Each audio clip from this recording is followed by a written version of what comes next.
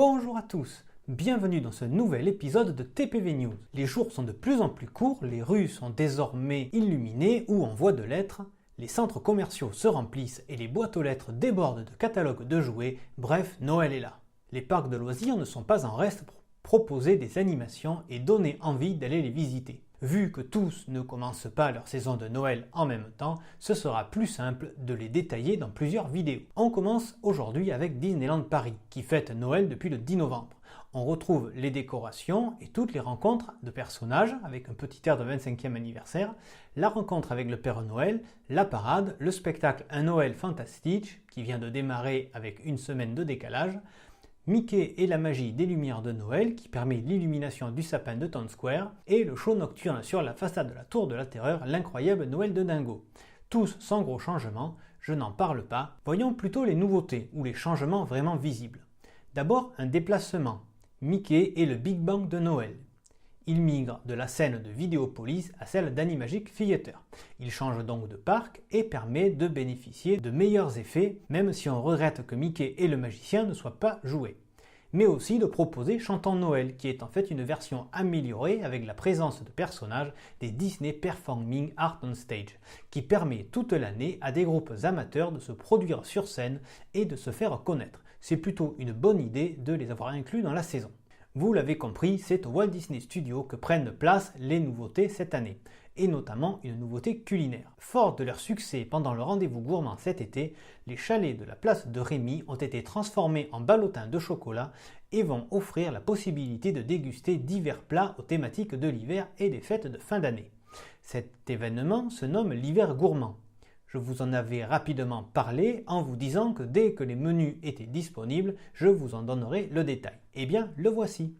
Il y a 5 chalets. 3 sont régionaux, les 2 autres non. Et chacun porte un nom original, ou du moins plus recherché que le nom de la région par exemple. Premier chalet, les recettes de la cigogne, aux couleurs donc de l'Alsace. Choucroute, bretzel, soupe au pluriel de pois cassés, végan ou lardon crème fraîche, pain d'épices, Riesling, Gewürztraminer et bière de Noël. Deuxième chalet, la bigoudaine gourmande, avec logiquement des crêpes bretonnes, jambon, fromage, champignons ou chèvre, miel, noix, roquette, et des crêpes au sucre, pâte à tartiner, caramel, beurre salé, confiture et crème de marron, mais aussi du cidre et du chocolat chaud. Dernier chalet régional, goût et saveur de montagne, avec tartiflette, sandwich, raclette, jambon de pays ou cornet de saucisson sec de Savoie, ainsi que du vin blanc ou rouge. Le quatrième chalet, nommé les Papilles en fête, propose des croustillants d'escargot, des soupes véganes champignons ou châtaignes, du pain moelleux aux crevettes, des toasts de saumon fumé et de la bûche de Noël, ainsi que du champagne, du quai royal et du Montbazillac vieille vigne. Enfin, le tout dernier chalet fait la part belle aux plats typiquement hivernaux, marron chaud, marron glacé, vin chaud aux épices et thé chaud.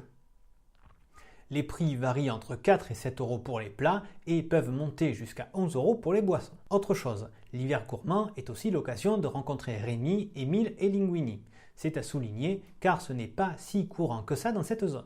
Au moment où j'enregistre, la salle du Studio Theater, où était joué le show Marvel cet été et qui aurait dû accueillir une version revue de Cinémagique, est vide.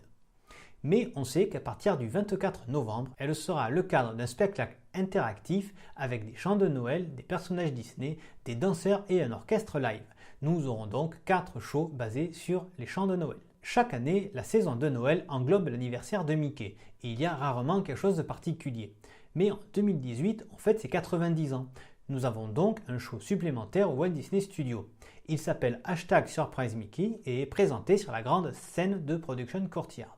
Minnie doit organiser l'anniversaire de notre souris préférée, elle est en retard et elle demande de l'aide à ses amis. Je ne vais pas trop en dire, mais vu les photos et vidéos que j'ai trouvées, c'est une bonne surprise, sans jeu de mots.